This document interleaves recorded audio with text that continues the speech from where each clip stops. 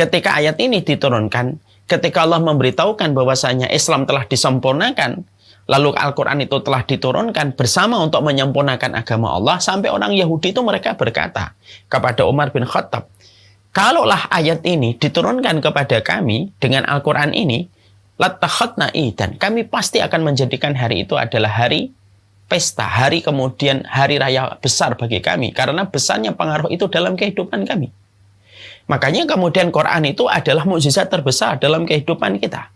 Dulu saya sering bertanya-tanya, sering saya sampaikan di banyak kesempatan. Saya dulu sering bertanya-tanya ya. Dan saya juga pernah nanyakan kepada guru saya di waktu SD, kepada guru agama. Kenapa mukjizatnya Rasulullah hanya Al-Quran? Kenapa mukjizatnya Nabi itu tidak sebagaimana mukjizatnya para Nabi dan para Rasul yang luar biasa? Dalam tanda kutip menurut saya, perspektifnya anak SD. Kenapa tidak sebagaimana Nabi Musa yang mampu menjadikan lautan menjadi daratan? Selamat datang di channel Tauhid Istiqomah. Semoga video ini bisa membawa berkah untuk kita semua. Amin. Rasulullah SAW menyampaikan di dalam salah satu hadis yang terkenal, ala inna fil jasadi mudghah, fa idza saluhat saluhatil a'mal kullaha, fa idza fasadatil a'mal kullaha. Sesungguhnya di dalam tubuh manusia itu ada sekerat daging. Kalau sekerat daging ini baik, maka seluruh amal yang lainnya pun akan menjadi baik. Kalau sekerat daging ini buruk, maka seluruhnya pun akan menjadi buruk. Dan itu sekerat daging adalah hati. Dulu saya menyangka bahwasanya yang baik itu hanyalah amal ibadah. Kalau hatinya baik, maka amal ibadahnya itu baik. Kalau hatinya buruk, maka amal ibadahnya pun menjadi buruk. Ternyata makna yang saya simpulkan ternyata salah. Ternyata yang benar adalah apabila hati manusia itu baik, maka seluruh kualitas kehidupannya pun menjadi baik. Bukan hanya ibadahnya yang menjadi baik, bahkan kualitas hidupnya, kesehatannya pun menjadi baik. Karena orang apabila mereka memiliki hati yang baik, maka pikiran dia pun menjadi positif. Dia tidak menaruh dendam, dia tidak berprasangka, dia tidak sempit hatinya, dia tidak berkeluh kesah, dia selalu ridho ketika dia memiliki hati yang bersih dan hati yang bening. Dan ketika hatinya bersih, pikiran itu menjadi positif. Dan kesehatan itu akan terjamin dengan izin Allah ketika kita senantiasa memiliki pikiran positif dalam kehidupan kita. Imunnya akan bertambah, daya tubuhnya akan menjadi pula bertambah. Dan itulah yang dimaksudkan oleh Rasulullah. Kalau hatimu baik, maka seluruhnya pun akan menjadi baik. Tetapi sebaliknya, kalau kita mendapati hati yang buruk, maka seluruhnya itu akan menjadi buruk. Bukan hanya ibadahnya yang memburuk, tapi kesehatan kita, kualitas kehidupan kita pun akan memburuk. Karena siapapun yang hatinya sakit ataupun hatinya buruk, dia menyimpan dendam, dia menyimpan prasangka yang buruk, dia selalu berpikir, berkeluh kesah terhadap apa yang dia temui, dia tidak mampu tawakal dan menyerahkan urusannya kepada Allah. Siapapun yang hatinya mencerminkan hal-hal semacam ini, maka pikirannya akan diisi pada sesuatu yang negatif. Dan ketika pikiran itu diisi pada sesuatu yang negatif, maka akan melahirkan banyak penyakit dalam kehidupan. Karena penyakit fisik sangat tergantung dengan apa yang difikirkan oleh pikiran dia, dan pikiran itu tergantung dengan bagaimana kondisi hatinya. Nah, inilah yang menjadikan kita senantiasa meminta kepada Allah, seiring kita memohon supaya kita diberikan oleh Allah afiat dan keberkahan, kita meminta semoga Allah itu memberikan kepada kita hati yang bersih. Karena hati yang bersih ini potensinya besar dan sesungguhnya positioningnya begitu besar dalam kehidupan setiap para penuntut ilmu. Makanya Imam Al-Ghazali kemudian menambahi dengan satu keterangan, rahimahullah, di dalam kitabnya beliau Ihya Ulumuddin yang sudah ditahqiq oleh Syekh Jamal, maka dikatakan pada kitab itu bahwasanya penuntut ilmu kalau dia memiliki hati yang bersih, maka setiap ilmu yang didapatkan akan berubah menjadi sesuatu yang bermanfaat. Dia tidak menyakiti orang, dia tidak menyudutkan orang, dia tidak mendiskreditkan orang, dia tidak mencari-cari kesalahan orang, dan dia tidak pernah menjadi sombong dan jumawa ketika hatinya itu bersih. Makanya penuntut ilmu memiliki pekerjaan rumah yang tidak pernah selesai sepanjang dia mencari ilmu dalam kehidupan lembaran hidupnya, yaitu adalah bagaimana menjaga hatinya. Sebaliknya, kata Imam Al-Ghazali, kalau ada penuntut ilmu, hatinya buruk, hatinya sakit, Maka setiap dia mendapatkan ilmu, maka hatinya akan menjadikan ilmu hanya pembenaran dari semua sikap buruknya. Dia tetap sombong, dia tetap jumawa, dia nyalahkan orang, dia sering menyudutkan orang, dia mendiskreditkan orang, dan akhirnya tidak ada yang ditimbulkan dari ilmu yang didapatkan bagi penuntut ilmu ketika hatinya buruk, kecuali yang ditimbulkan adalah kerusakan dan berbagai macam kemudaratan orang-orang yang merasakan di sekitarnya. Karena ilmu ibaratnya air hujan yang netral, tergantung akar mana yang menariknya ketika sudah menetes di permukaan bumi. Kalau yang menariknya adalah akar pohon yang berbuah manis, maka airnya akan berubah menjadi manis. Kalau akar pohon yang menariknya adalah akar pohon yang masam lagi berduri buah-buahnya, maka dia pun akan menjadi masam dan melukai banyak orang yang di sekitarnya. Inilah pentingnya bagi setiap para penuntut ilmu. Ada satu PR yang tidak pernah selesai dalam kehidupan pengembaraan kita kepada ilmu, yaitu adalah meminta, berupaya, berkomitmen. Seiring dengan setiap lembaran yang kita tulis, memenuhi setiap lembaran-lembaran putih yang kita goreskan ilmunya, maka berkomitmenlah dan memintalah kepada Allah supaya kita diberikan hati yang bersih. Bukankah kita masih sering melihat ada orang yang berilmu sombong dengan ilmunya? Bukankah masih sangat kita sering melihat orang lain ketika baru ngaji tetapi kata-katanya sering menyakitkan orang lain, sering memvonis, sering mendiskreditkan, sering menyudutkan orang lain? Dan ini ternyata jawabannya simpel. Karena dia tidak menyelesaikan PR pada hatinya untuk memiliki hati yang bersih. Dan inilah yang menjadi harapan kita. Semoga kita senantiasa memiliki hati yang bersih. Seorang penuntut ilmu tidak ada kesombongan, tidak ada jumawa. Berupaya untuk memerangi prasangka-prasangka buruk ketika melihat saudaranya. Memberikan udzur yang banyak kepada orang lain ketika dia melihat sesuatu yang tidak menyenangkan, maka dia memberikan udzur supaya hatinya lapang. Tidak main vonis, tidak main untuk mendiskreditkan orang, dan itulah yang menjadi harapan kita. Seorang penuntut ilmu, mereka adalah yang tidak pernah lelah. Mengkondisikan hatinya bersih, supaya setiap ilmu yang dia dapatkan layaknya benih yang ada di dalam tanah, menumbuhkan pohon yang lebat, meneduhkan bagi orang yang berteduh di bawahnya, lagi buah-buah yang manis yang menghilangkan rasa dahaga setiap manusia yang memetiknya. Semoga itu yang kita peroleh. Alhamdulillah, tentunya senang sekali kita pada kesempatan hari ini kita berjumpa, kita bertemu, dan sesungguhnya perjumpaan kita pada kesempatan ini merupakan bagian dari karunia, anugerah yang Allah berikan kepada kita.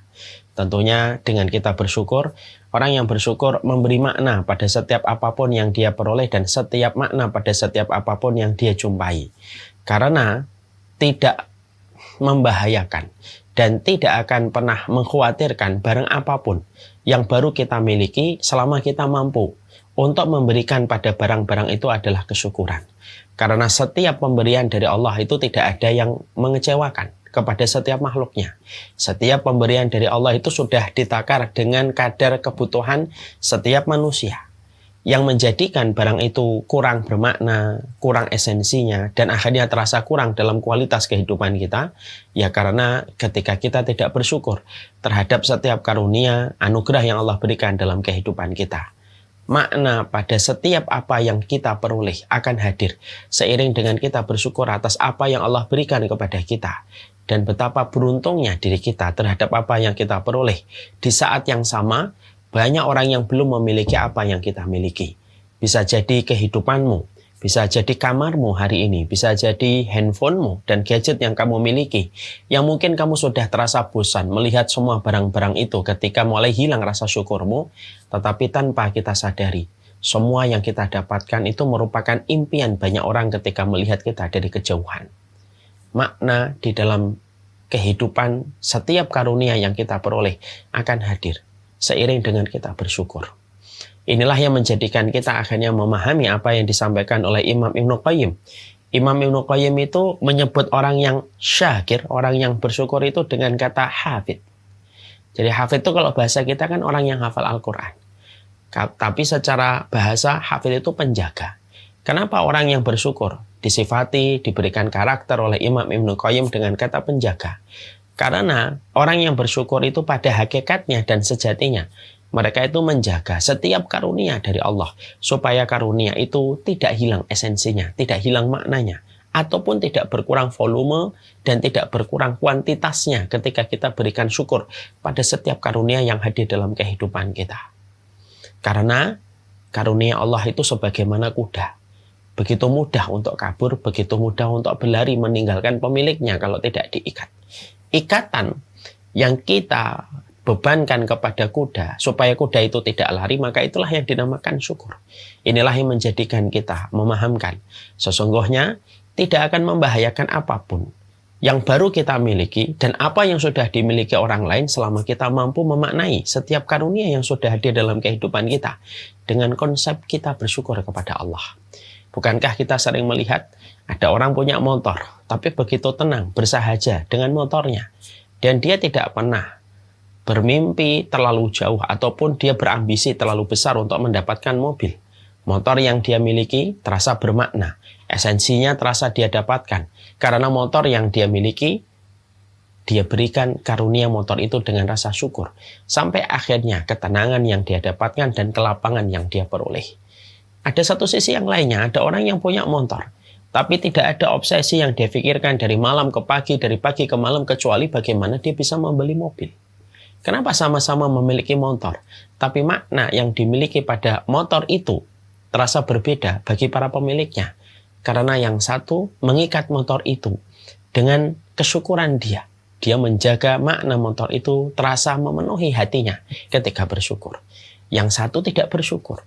Akhirnya ketika dia tidak bersyukur, makna pada motor yang ada pada di hadapannya tidak terasa. Dan inilah yang menjadikan kita khawatir. Jangan-jangan banyak obsesi panjang dan terlalu jauh kita selama ini disebabkan karena kita belum mampu memberikan makna pada setiap karunia yang sudah kita dapatkan dengan syukur. Akhirnya, berapapun barang diberikan kepada kita, tidak akan pernah merasa cukup karena yang mampu menjaga kecukupan pada kualitas kehidupan kita ketika kita selalu bersyukur dengan apa yang sudah Allah berikan dalam kehidupan kita. Orang yang bersyukur adalah penjaga. Layaknya tali yang menjaga kaburnya kuda. Makna dan esensi setiap karunia dijaga bagi orang yang bersyukur. Irinya orang yang beriman bukan kepada orang yang berkelapangan harta dengan fasilitas apa yang mereka beli, bukan barang branded yang mampu mereka hadirkan di keluarga mereka. Irinya orang yang beriman justru kepada yang bersyukur atas ketenangan hati mereka, kelapangan hati mereka, dan kebersahajaan hidup mereka. Ketika syukur yang mereka berikan pada setiap anugerah dan karunia yang Allah berikan pada kualitas kehidupan mereka. Semoga kita senantiasa menjadi hamba yang bersyukur dan semoga kita senantiasa tidak pernah lelah, tidak pernah letih, tidak pernah bosan. Meminta kepada Allah supaya kita menjadi hamba yang bersyukur. Layaknya Nabi yang tidak pernah lelah dan letih. Meminta kepada Allah untuk selalu bersyukur kepada Allah dalam setiap urusannya. Sebagaimana ada satu zikir yang tidak pernah ditinggalkan Nabi. Allahumma a'inni ala dzikrika wa syukrika wa husni ibadatika. Ya Allah, tolonglah aku untuk senantiasa berzikir kepadamu, bersyukur kepadamu, dan beribadah yang benar kepadamu. Dan itulah yang mencerminkan kalaulah setingkat Rasulullah membutuhkan pertolongan Allah yang bernama syukur untuk hadir pada hidupnya setiap kali habis melaksanakan sholat. Bukankah kita jauh lebih membutuhkan pertolongan Allah untuk bersyukur? Jangan dianggap syukur itu gampang. Syukur itu sama beratnya dengan sabar. Dan kita harus ingat perkataan para ulama salaf terdahulu. Kami dulu diuji dengan kesempitan, kami mampu bersabar. Tapi kami ketika diuji dengan kelapangan, sedikit sekali di antara kami yang bersyukur. Semoga di antara yang sedikit itu, kita termasuk orang yang bersyukur kepada Allah dalam setiap urusan kehidupan kita. Kita pada kesempatan hari ini akan mencoba untuk menyampaikan sebuah materi, yaitu tentang Al-Quran for Better Life.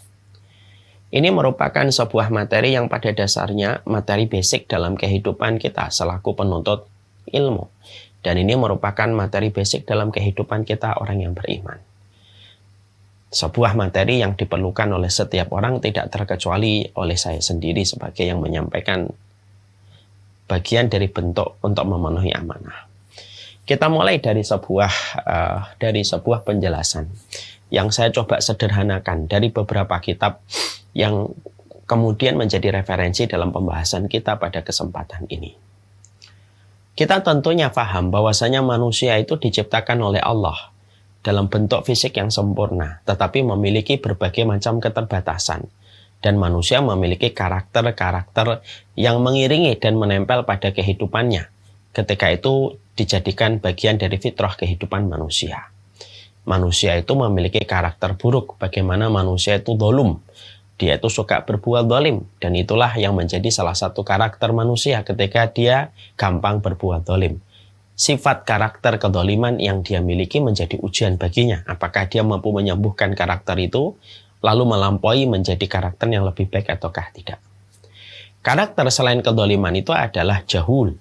Bahwasanya manusia itu disebut oleh Allah dalam salah satu ayatnya bahwasanya manusia itu jahulah. Manusia itu adalah bodoh. Tentunya bodoh itu memiliki banyak keterbatasan dan memiliki banyak blind spot dalam kehidupan mereka. Di mana itu merupakan sifat yang melekat pada kehidupan manusia. Kita mau terima tidak terima, ridho atau tidak ridho, sekali lagi, manusia itu adalah makhluk yang zalim, manusia itu makhluk yang terbatas, dan manusia itu merupakan makhluk yang memiliki titik buta dan blind spot yang begitu banyak dalam kehidupan dia. Inilah salah satu di antara karakter-karakter yang kita dapati dan kita jumpai dari kehidupan manusia. Setelah kita mengetahui bahwasanya manusia itu karakternya dzulum, manusia itu karakternya bodoh, dia memiliki keterbatasan dan tentunya manusia itu memiliki banyak blind spot yang ada di dalam kehidupannya. Maka Allah lalu menurunkan kepada manusia satu perangkat. Allah menurunkan kepada manusia satu anugerah untuk menutupi bagaimana sifat basicnya manusia yang memiliki banyak keterbatasan. Dengan kedzaliman yang sering dilakukan, dengan kebodohan, sifat tergesa-gesanya, dan banyaknya blind spot yang ada pada kehidupan manusia, Allah tahu. Allah jadikan itu ujian bagi manusia. Lalu Allah turunkan satu anugerah. Yang mana anugerah ini, kalau kita fahami dan kalau kita mengerti, anugerah yang Allah turunkan ini merupakan obat dari semua keterbatasan yang dimiliki oleh manusia. Merupakan penawar dari semua keterbatasan dan blind spot yang dimiliki manusia. Karena sesungguhnya itulah fungsinya. Allah dengan rahmatnya, Allah dengan rahimnya, Allah dengan kasih sayangnya yang tiada tara, dan Allah kasih sayangnya yang terpenuhi kepada setiap makhluknya, Allah jadikan manusia memiliki karakter terbatas, dia bodoh, dia banyak memiliki blind spot dalam kehidupan mereka, tetapi Allah turunkan Al-Quran, di mana Al-Quran itu salah satu fungsinya. Selain menjadi anugerah dalam kehidupan manusia, maka sesungguhnya Al-Quran itu menjadi penawar dari seluruh keterbatasan yang dimiliki manusia dan blind spot yang banyak mendominasi dalam kehidupan manusia. Makanya Allah sampaikan di dalam surat Al-Isra 82, "Wa nunazzilu minal Qur'ani ma huwa syifaa'un wa rahmatun lil mu'minin wa la yajidu adh-dhalimina illa khasara." Makanya Allah kemudian menyampaikan di dalam surat Al-Isra 82 yang layak mendapatkan perenungan untuk kita. Allah itu menyampaikan pada ayat ini bahwasanya tidaklah kami sesungguhnya kami menurunkan Al-Quran, fungsinya apa? Yaitu syifa'un, yaitu menjadi syifa. Syifa itu obat. Obat itu apa? Bukankah kebodohan itu penyakit? Bukankah blind spot itu penyakit? Bukankah terbatas dalam perkara-perkara di dunia dan apa yang kita bisa lampaui itu adalah penyakit? Maka sesungguhnya obat. Sesungguhnya Quran itu bukan hanya bagaimana setiap hurufnya mengalirkan pahala bagi setiap yang membacanya, tetapi sesungguhnya Quran itu obat. Kebodohanmu obatnya ada di Quran. Blind spotmu yang tidak sering kamu jumpai ketika kamu dalam kehidupanmu, blind spot kamu itu sesungguhnya blind spot kamu itu hanya bisa tercerahkan dengan cahaya Al-Quran.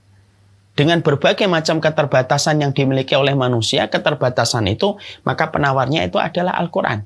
Makanya Allah menyampaikan pada ayat ini syifa'un.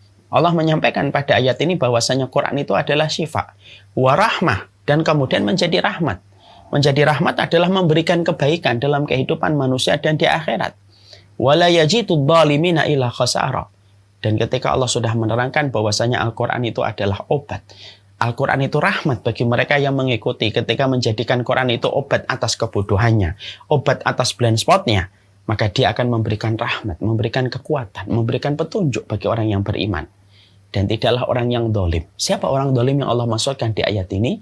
Orang yang tidak menjadikan Quran referensi dan obat dari semua keterbatasan dirinya, illa khasara. Orang dolim yang tidak memahami betapa besarnya anugerah Quran ketika diturunkan, maka tidaklah hidupnya kecuali adalah kerugian. Disinilah kemudian kita akhirnya paham, inilah Quran. Jadi cara mindset kita ketika melihat Al-Quran itu harus kemudian kita benarkan terlebih dahulu. Bahwasanya Quran itu bukan hanya sebatas alat untuk kita beribadah. Bukan hanya kalamullah yang kita beribadah dengannya. Lalu kita harapkan setiap hurufnya itu akan mendatangkan pahala untuk kita. Di mana setiap hurufnya itu 10 kebaikan. Alif Lam Mim berarti 30 kebaikan. Betul, Al-Quran itu merupakan kalamullah. Al-muta'abbad bilitilawatihi. Dia itu kemudian diibadahi ketika kita membacanya. Tapi memaknai bahwasanya Quran itu hanya kalamullah yang kita harapkan ibadahnya, lalu kita harapkan pahalanya, lalu kita tidak memahami dengan sebuah mindset yang benar bahwasanya Quran itu adalah obat dari semua keterbatasan dan blind spot yang kita miliki pada kehidupan kita, ini adalah kesalahan. Dan ini merupakan salah satu pemikiran sekuler. Ketika hanya menempatkan Quran hanya sebatas pada sesuatu yang dibaca, dinikmati iramanya, lalu diharapkan pahalanya semata dalam urusan akhirat. Tapi dia tidak pernah menjadi obat dan tidak pernah menjadi petunjuk. Ketika Quran tidak menjadi obat, ketika Quran tidak menjadi petunjuk, tidak akan turun rahmat dalam kehidupan manusia.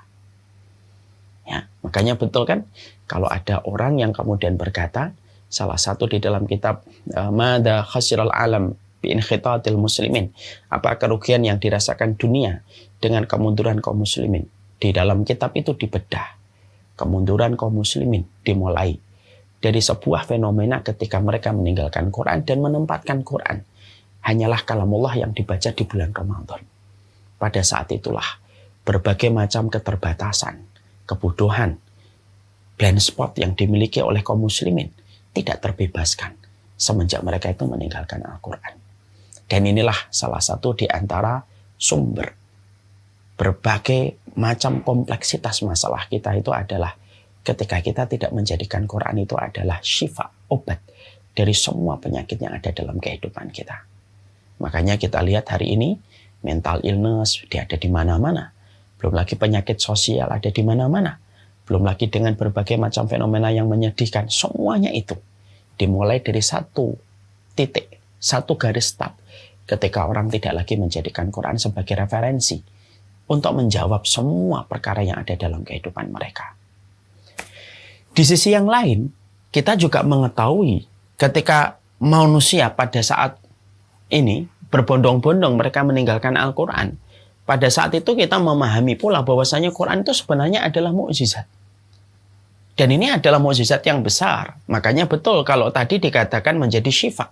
Dan makna syifa itu salah satunya adalah, makna mukjizat itu ya salah satunya penyembuh. Bukankah penyembuhan itu merupakan bagian dari mukjizat sebagaimana Nabi Isa? Maka mukjizatnya Nabi Isa adalah menyembuhkan.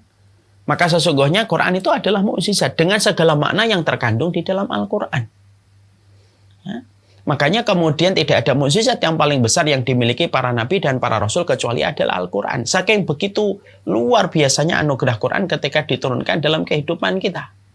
Makanya sampai orang Yahudi ketika surat Al-Maidah diturunkan, Al-Yauma akmaltu lakum dinakum wa atmamtu alaikum ni'mati wa raditu lakumul Islam madina. Ketika ayat ini diturunkan, ketika Allah memberitahukan bahwasanya Islam telah disempurnakan, lalu Al-Quran itu telah diturunkan bersama untuk menyempurnakan agama Allah, sampai orang Yahudi itu mereka berkata kepada Umar bin Khattab, kalaulah ayat ini diturunkan kepada kami dengan Al-Quran ini, latakhatna idan, kami pasti akan menjadikan hari itu adalah hari pesta, hari kemudian hari raya besar bagi kami, karena besarnya pengaruh itu dalam kehidupan kami. Makanya kemudian Quran itu adalah mukjizat terbesar dalam kehidupan kita. Dulu saya sering bertanya-tanya, sering saya sampaikan di banyak kesempatan, saya dulu sering bertanya-tanya ya. Dan saya juga pernah nanyakan kepada guru saya di waktu SD, kepada guru agama, kenapa mukjizatnya Rasulullah hanya Al-Quran? Kenapa mukjizatnya Nabi itu tidak sebagaimana mukjizatnya para nabi dan para rasul yang luar biasa? Dalam tanda kutip menurut saya, perspektifnya anak SD. Kenapa tidak sebagaimana Nabi Musa yang mampu menjadikan lautan menjadi daratan? Tidak sebagaimana Nabi Ibrahim yang mampu menjadikan api lalu menjadi dingin. Tidak sebagaimana Nabi Sulaiman. Saya dulu mengidolakan Nabi Sulaiman. Nabi Sulaiman mampu bicara dengan hewan, mampu menguasai jin, kemudian memiliki kerajaan yang tidak mampu ditandingi oleh manusia manapun setelah beliau. Kenapa mukjizatnya Rasulullah tidak sebagaimana Nabi Sulaiman? Padahal Rasulullah adalah manusia yang paling dicintai oleh Allah dan Rasulnya ketika beliau menjadi penutup para nabi dan para rasul.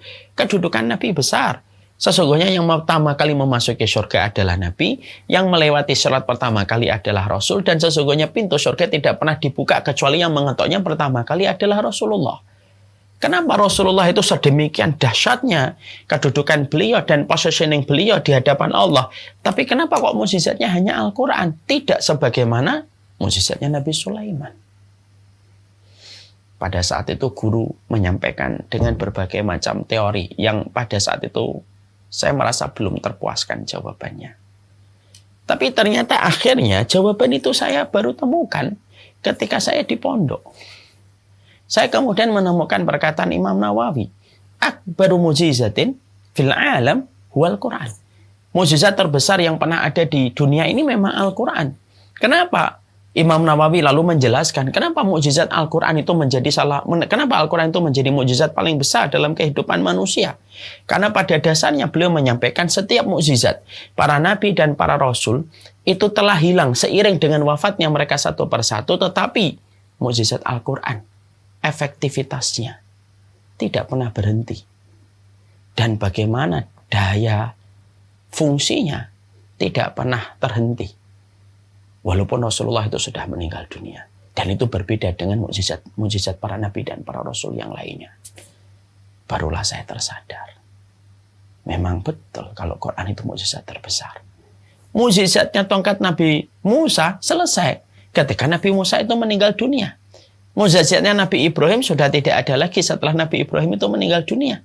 Mukjizatnya Nabi Sulaiman sudah tidak ada lagi setelah wafatnya Nabi Sulaiman.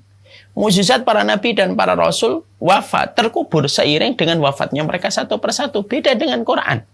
Makanya Masya Allah ketika Quran betul-betul menjadi mukjizat, maka setelah Rasulullah meninggal, apakah efektivitas Al-Quran sebagai mukjizat terbesar dalam kehidupan manusia itu hilang? Enggak. Mukjizat ini terus berjalan bagi mereka yang betul-betul tahu bagaimana cara menggunakan mukjizat ini.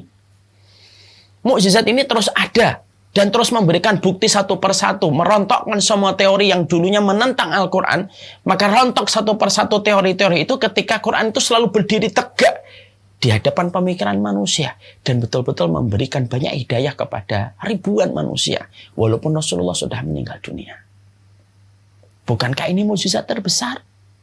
Berarti kalau mukjizat ini berarti tidak main-main. Ini kekuatan yang paling besar yang Allah berikan kepada manusia itu mukjizat. Karena kekuatan dan pertolongan yang paling besar itu yang mukjizatnya Nabi. Dan mukjizat ini masih ada dalam kehidupan kita, sadar atau tidak sadar. Jadi kalau kita melihat Al-Quran yang ada di dalam kehidupan rak buku kita itu sebenarnya mukjizat yang besar. Tidak ada satupun persoalan dalam kehidupan kita dan tidak ada apapun yang kita butuhkan kecuali jawabannya ada pada mukjizat yang sudah Allah turunkan. Makanya akhirnya kita menjumpaikan hal paling sepele yang kita dapati dari mukjizat Al-Quran itu apa? Berapa banyak orang hari ini yang asalnya mereka terkena Islamophobia, lalu kemudian mereka tidak pernah mendengar Islam kecuali adalah yang negatif. Lalu ketika ada sosial eksperimen di sepanjang jalan, ketika mereka pada satu waktu didengarkan Al-Quran tanpa diberitahu pertama kali bahwasanya itu adalah kitab sucinya kaum muslimin, ketika pertama kali mereka mendengarkan Al-Quran apa? Ada yang duduk, ada yang mengong, ada yang meneteskan air mata, ada yang kemudian sampai berkomentar gitu. Ini suara indah apa? Saya tidak pernah mendengar suara yang menenangkan ini sepanjang hidup saya.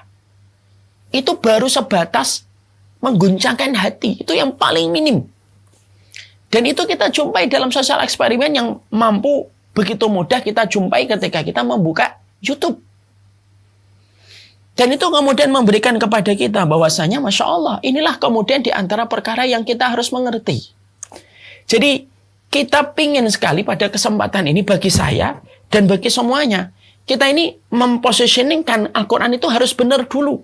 Jangan sampai mindset kita ketika melihat Al-Quran, Al-Quran itu hanya kita baca. Lalu berapa kali kita hatamkan di bulan Ramadan? Betul, hatamkan berapa kali Ramadan, target.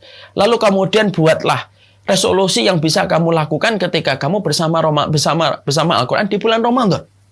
Tapi hanya menempatkan Quran hanya sebatas yang kita baca, lalu kemudian kita harapkan pahalanya, tanpa menggali kepada lebih dalam kepada apa yang ada di dalam kekuatan Al-Quran yang Allah turunkan dalam kehidupan kita.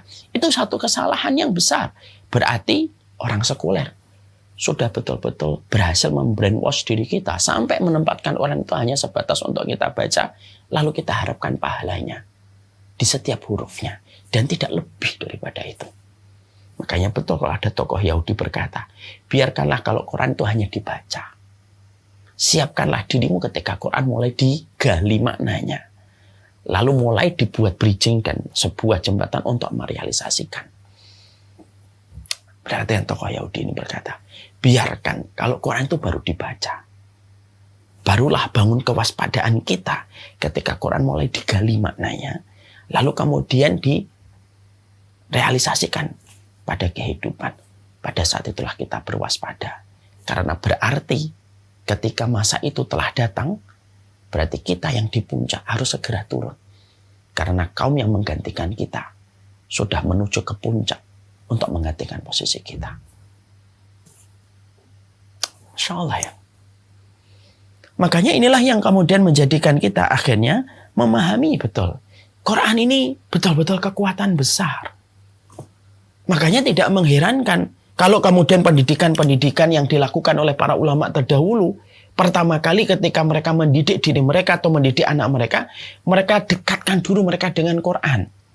Karena kalau kemudian anak-anak kita sudah hafal Al-Quran, di dada mereka itu sudah ada Al-Quran, berarti mukjizatnya itu sudah ada di dalam dada mereka. Tinggal bagaimana kemudian kita menarik setiap message yang ada di dalam Al-Quran supaya mampu dia realisasikan dalam kehidupan mereka sehari-hari. Makanya tidak ada ulama besar kecuali mereka hafal Al-Quran. Kenapa? Mereka hidup bersama dengan mukjizat. Kalau mereka sudah hidup bersama mukjizat yang mereka kuasai, mereka hafalkan, makanya Masya Allah, banyak pencapaian-pencapaian luar biasa para ulama yang hari ini sulit satu manusia menandingi mereka. Itu salah satu pembedanya kita dengan mereka. Mereka sudah dimasukkan mukjizat pada dada mereka sebelum mereka balik. Pantas kalau kualitas kehidupan mereka sangat mempesona lebih daripada kita. Bapak dan Ibu pernah nggak kagum sama para ulama yang karangan bukunya 3 kali lipat daripada jumlah harinya dia ketika hidup di dunia. Tiap hari nulis berapa jilid. Yang mana total dari setiap lembaran buku yang dia tulis, kalau dijumlahkan dengan hari ketika beliau hidup di dunia, itu 3 kali lipatnya. Menunjukkan kualitas bagaimana mereka betul-betul hidup dengan kualitas ketika Quran sudah ada di dalam dada mereka.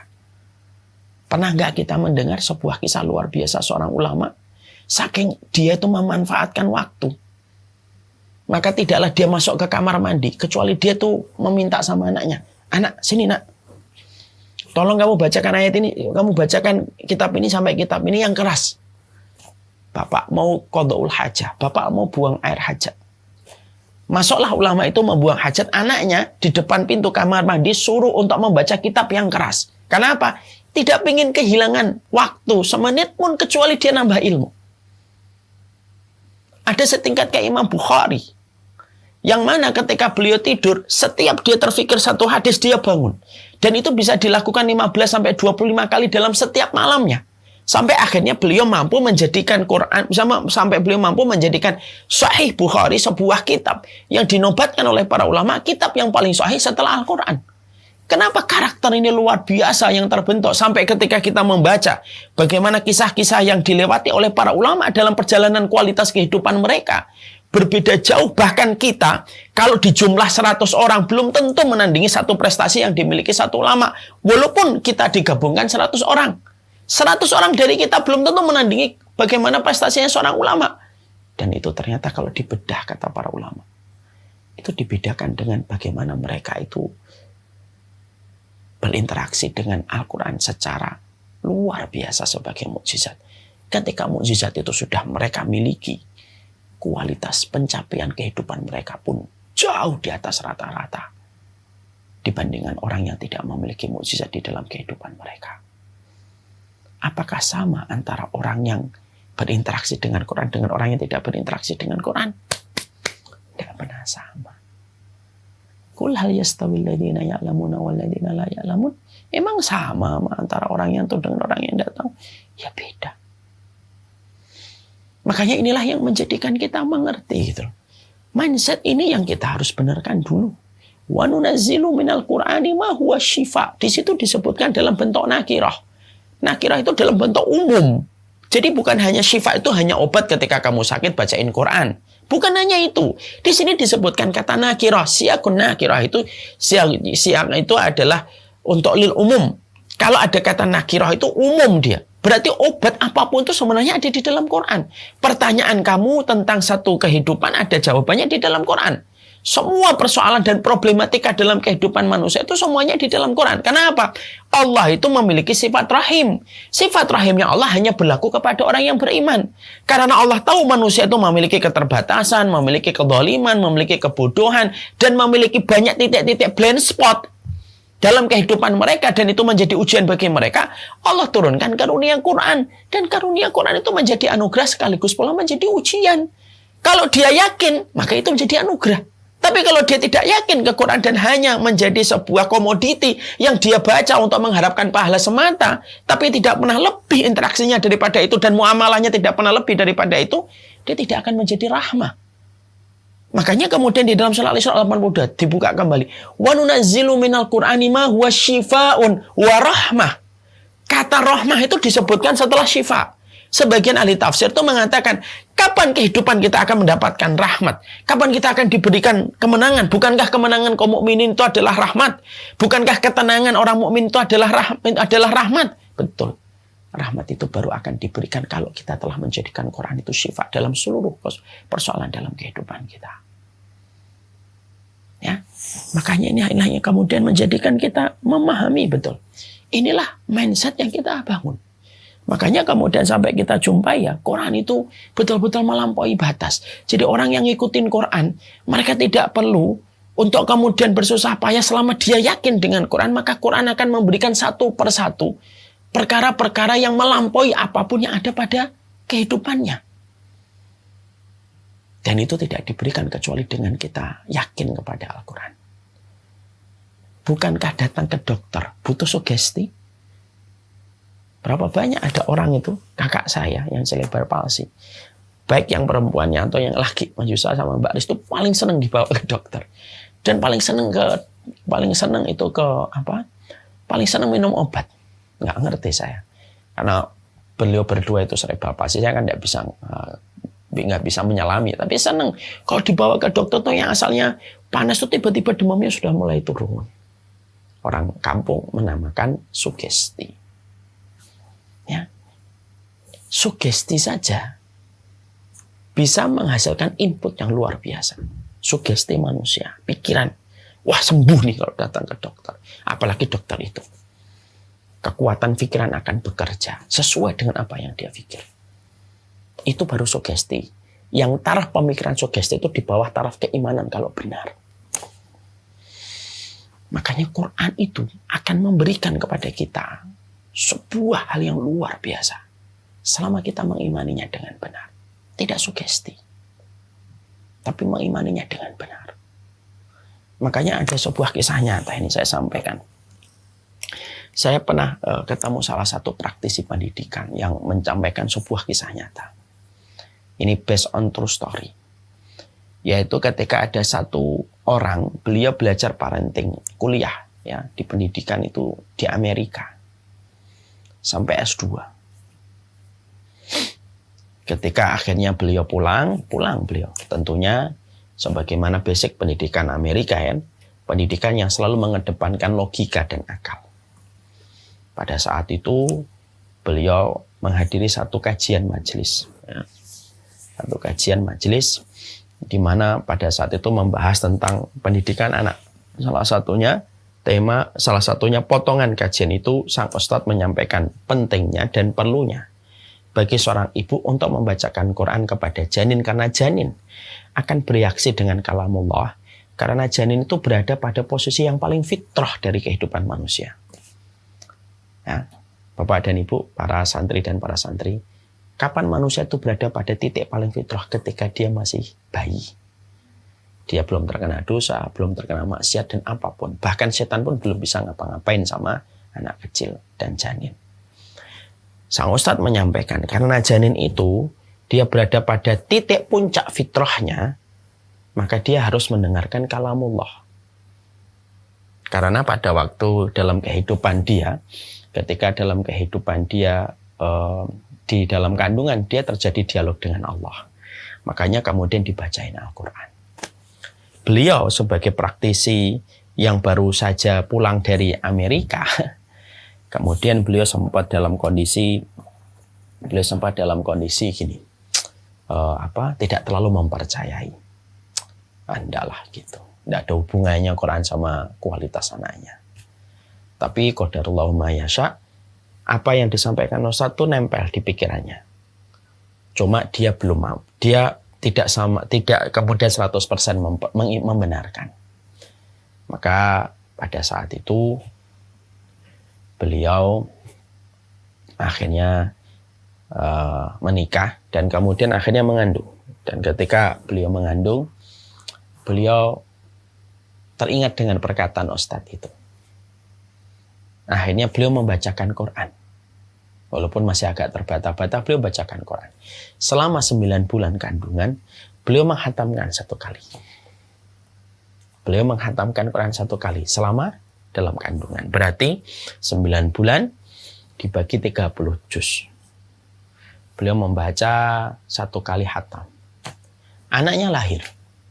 Ketika anak lahir, beliau ini praktisi ya, pendidikan. Kemudian melihat ada beberapa keistimewaan yang dimiliki oleh anaknya. Sempat bertanya-tanya dong beliau di dalam hatinya. Apakah ini adalah bagian dari feedback ketika saya membacakan Quran kepada anak saya ketika saya mengandung? Dia mulai bertanya-tanya. Karena melihat ada beberapa keistimewaan yang dimiliki oleh anaknya. Sampai anaknya ngelewatin masa golden age-nya 5 tahunan. Kemudian dia mengandung kembali. Pada waktu anaknya 4 tahun, dia mengandung kembali. Mengandung yang kedua, dibacain Quran. Dibacain Quran, hatam 3 kali. Bacain Quran, hatam 3 kali. Lahirlah anaknya. Dan ketika anaknya lahir, Masya Allah. Ketika anaknya lahir, maka ternyata seiring bertumbuh kembang anaknya, dia menjumpai kualitas anak yang kedua, itu lebih baik daripada anak yang pertama. Perasaan ketika dia mulai menolak bahwasanya itu nggak ada hubungannya sudah mulai terkikis ketika ngelihat langsung. Karena kadang-kadang bagi kalangan orang yang sering berpikir dengan logika, kalau ngelihat bukti itu empiris itu langsung kemudian apa yang mereka yakini bisa terkikis. Dia kemudian kaget, loh kok kualitas anak saya yang kedua lebih baik daripada yang pertama. Qadarullah beberapa saat kemudian memiliki anak yang ketiga, mengandung anak yang ketiga. Dia bacain Quran 1 bulan hatam 1 kali. 1 bulan hatam 1 kali. Maka ketika kemudian dibacain itu 1 bulannya itu hatam 1 kali, 9 kali beliau hatam. Lahir kualitas anak yang ketiga lebih daripada 2 abangnya. Masya Allah. Dan beliau menyampaikan kisah nyata ini kepada saya. Apa yang kita jumpai di sini? Sebenarnya ini merupakan sebuah hal yang memberikan kepada kita sebuah insight. Inilah Quran. Jadi Quran itu pada dasarnya sebuah kekuatan besar yang melebihi apapun itu ya di Quran. Problem kita hari ini sebagai seorang muslim itu apa? Kita terputus referensi kita tentang Quran. Mau diapain Quran itu dan bagaimana berinteraksi kita dengan Al-Quran. Ini yang selalu menjadi masalah dalam kehidupan kita selaku penuntut ilmu hari ini. Karena memang kita akui kita ini bodoh banget terhadap Al-Quran. Tak terkecuali saya. Kita 90 dipanggil oleh Allah. Ya ayyuhalladzina amanu ada 89 kali. Terus ada ya ayyuhal mu'minun 1 kali. Totalnya 90 kali dipanggil oleh Allah. Kita tidak ngerti. Kita tidak pernah mentadaburi. Kita tidak pernah baca tafsirnya. Kita tidak pernah cari makna-makna yang ada di dalamnya. Pengetahuan kita dan referensi kita tentang Quran itu begitu sangat lemahnya. Dan itulah yang menyebabkan banyak persoalan-persoalan yang tidak selesai dan ujungnya Ketika salah satunya adalah kita tidak menjadikan Quran itu jawaban dari setiap perkara. Dan akhirnya rahmat gagal kita raih. Ketika rahmat itu diletakkan oleh Allah setelah kata syifa. Wa nunazzilu minal Qur'ani ma huwa syifa'un wa rahmah lil mu'minin. Ya. Makanya inilah yang kemudian menjadikan kita akhirnya memahami betul Quran itu berbagai macam hal. Tidak ada apapun itu dalam kehidupan kita itu kecuali semuanya jawabannya dalam Quran. Saya tentunya pernah gitu ya. Ini pengalaman nih pribadi, boleh diambil boleh enggak ya. Saya ini pernah ketika kehilangan orang tua. Sedih terus pas kehilangan ibu. Karena saya dekat banget dengan ibu. Saya ketika kehilangan ibu tuh ya Allah gitu. Maka cara saya untuk menenangkan Quran, saya menenangkan hati saya itu, ya Allah, apa ayat untuk bisa meminimalisir kesedihan saya.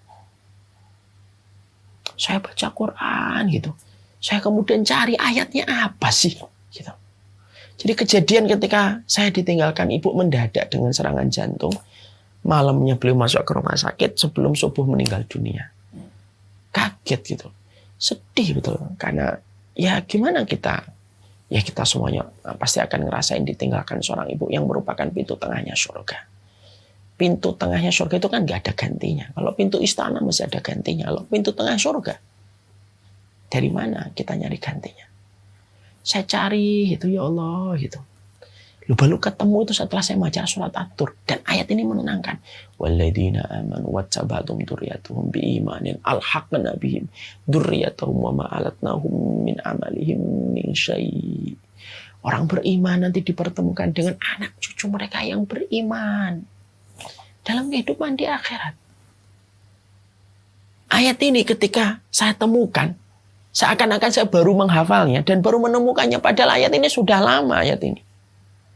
Ternyata ketika saya menemukan ayat ini menjadi sebuah kekuatan gitu loh. Akhirnya saya menyampaikan, oh yang namanya pisah itu bukanlah ketika orang tua kita meninggal dulu. Enggak, ini bukan pisah. Ini hanyalah jam keberangkatan berbeda. Yang namanya pisah itu kalau yang satu di surga, yang satu di neraka. Dan itu memberikan harapan bagi setiap anak yang kehilangan orang tuanya, merindu dengan selaksa kerinduan yang begitu besar. Ayat ini tuh bisa meringankan. Ini baru contoh kecil loh. Baru sebatas seorang Umar Mita ngambil ayat itu. Apalagi orang-orang yang lebih pintar. Kalau mereka selalu bersamaan hidup mereka dengan Quran. Maka kemudian akhirnya apa? Ketemu. Ketika saya kemudian lihat ada pelaku zina gitu ya.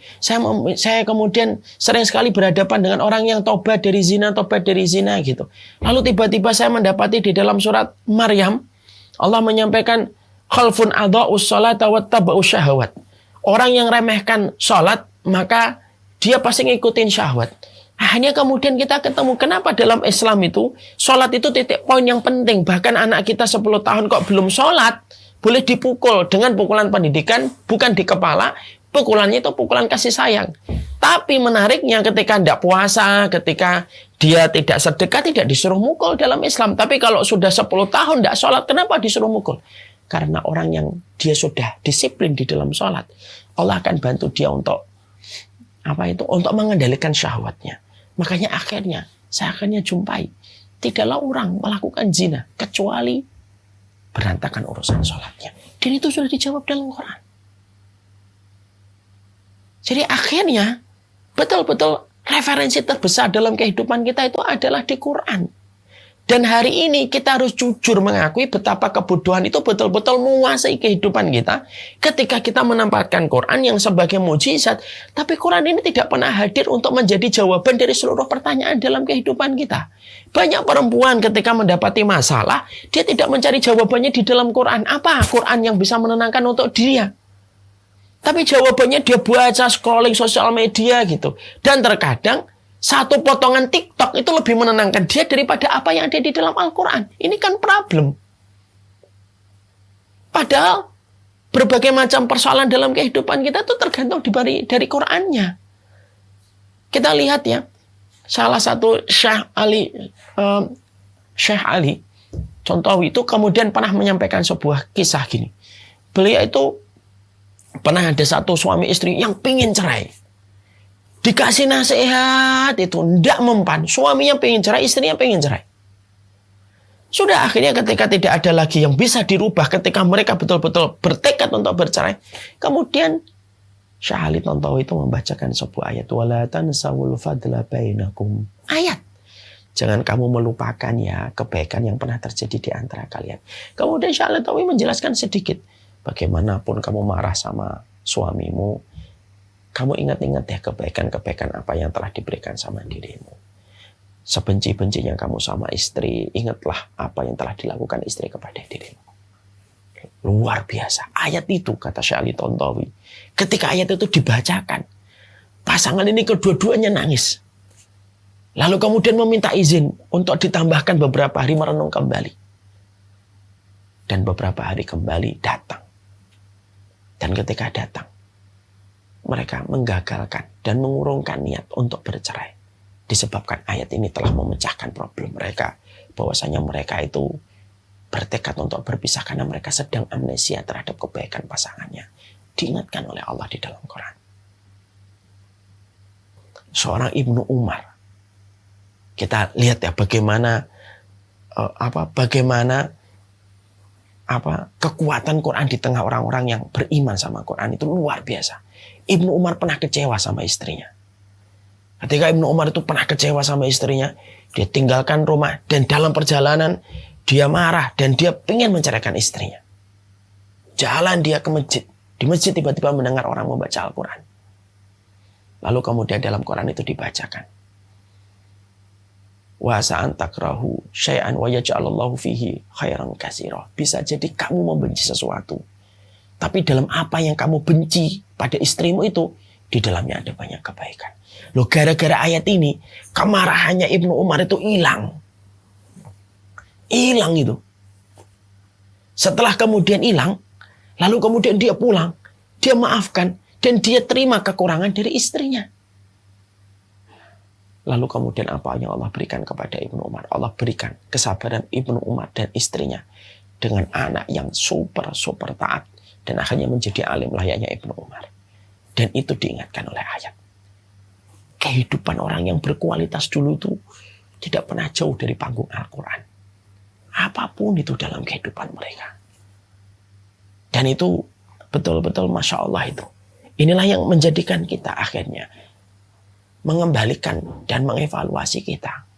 Quran itu tidak akan pernah menghasilkan for better life kalau kemudian kita itu tidak pernah berinteraksi dan merubah mindset kita tentang Quran. Saya itu pernah baca tentang Ahnaf bin Qais. Ya, tahu kita Ahnaf bin Qais seorang ulama besar yang memiliki cacat fisik yang luar biasa. Tidak ada keburukan fisik kecuali seorang Ahnaf bin Qais itu memiliki, itu Ahnaf bin Qais. Ahnaf bin Qais itu pernah lagi ngulang-ulang hafalan Qur'annya. Lalu kemudian beliau itu melewati surat Al-Anbiya ayat yang ke-10. Lalu kemudian beliau mendapati pada ayat itu, laqad anzalna ilaikum kitaban fihi dzikrukum afala ta'qilun. Ahnaf bin Qais itu kemudian membaca, laqad anzalna ilaikum kitaban. Telah turun kepadamu. Kalau yang membaca Ahnaf bin Qais berarti ngomong sama Ahnaf bin Qais. Wahai Ahnaf bin Qais, telah turun kepadamu sebuah kitab fihi dzikrukum, yang kemudian kitab itu menjelaskan siapa sih karaktermu itu, kamu ini siapa. Fihi dzikrukum menjelaskan kamu ini siapa. Afala ta'qilun. Apakah kamu tidak pernah berakal? Lalu kemudian Ahnaf bin Qais itu ketika beliau melewati surat Al-Anbiya ayat yang ke-10 ini, kemudian dia bertanya, Masya Allah ya. Dia akhirnya apa? Berkata, saya harus ngetes kepribadian saya dan tes karakter saya itu di mana. Karena tidaklah Quran itu menjelaskan setiap manusia dengan berbagai macam karakternya, itu semuanya sudah dijelaskan oleh Allah. Laqad anzalna ilaikum kitaban, ya, fihi dzikrukum. Di dalamnya itu menjelaskan siapa manusia itu. Karena manusia itu karakternya itu ada di dalam Al-Quran. Sampai Abu Lahab aja ada kok karakternya. Abu Lahab itu kalau ditanya, apa karaktermu di dalam Quran? Dia akan mengatakan surat Al-Lahab. Kan begitu. Berarti kemudian akhirnya Ahnaf bin Qais itu kemudian, ya Allah, saya ini karakternya yang ada di dalam Quran itu yang mana? Baru satu ayat yang dia dapatkan dalam surat Al-Anbiya ayat yang ke-10. Laqad anzalna ilaikum kitaban fihi dzikrukum afala ta'qilun. Lalu Anas bin Qais itu bangkit dari kemudian rebahannya. Kemudian dia duduk. Dia ulang-ulang apa ya ayat yang kemudian cocok dengan diri saya yang diceritakan oleh Allah. Lalu pada saat itulah Anas bin Qais itu mau ke ayat. Ketika dia melewati surat Ad-Dhariyat. Kanu qalilan minal laili ma yahja'un wa bil ashari hum yastaghfirun. Orang-orang mukmin itu adalah mereka sedikit tidurnya, banyak beristighfar di waktu sahurnya. Anas bin Qais itu saking tawaduknya berkata, saya bukan termasuk orang ini. Tuh tawaduknya seorang Anas bin Qais. Dia baca lagi hafalan Qur'annya. Kemudian sampai surat Ali Imran. Alladzina yunfikuna fis-sarra'i wad-dharra'i wal kadhiminal ghaidha wal 'afina 'anil nas wallahu yuhibbul muhsinin. Surat Ali Imran ya 214 itu ketika dia membaca ayat itu, maka kemudian Anas bin Qais berkata, saya bukan termasuk orang yang berinfak di waktu dalam kondisi lapang dan sempit, dan bukan orang yang menahan marah, dan bukan orang yang berbuat kebaikan. Ini saking tawadhu'nya Anas bin Qais. Lalu kemudian membaca wa yusiruna ala anfusihim walau kana bihim khasasah. Orang-orang itu adalah orang yang rela memberikan, mengutamakan orang lain walaupun dia dalam kondisi membutuhkan, yaitu di dalam surat Al-Hasyr ayat yang ke-9. Kemudian berkata kembali seorang Anas bin Qais. Dia mengatakan, Allahumma lastu a'rifu nafsi haula. Ya Allah, ternyata karakter saya tidak pada ayat-ayat itu. Saya bukan termasuk orang yang sedikit tidur. Ini saking tawaduknya. Saya bukan termasuk orang yang infak di waktu lapang dan sempit dan menahan marah. Dan saya bukan termasuk orang yang suka memuliakan orang lain walaupun diri saya kemudian dalam kondisi butuh. Allahumma lastu a'rifu min haula. Ternyata saya tidak mendapati karakter saya itu di antara sifat-sifat itu. Baca kembali Anas bin Qais. Dia pengen mengenal karakternya.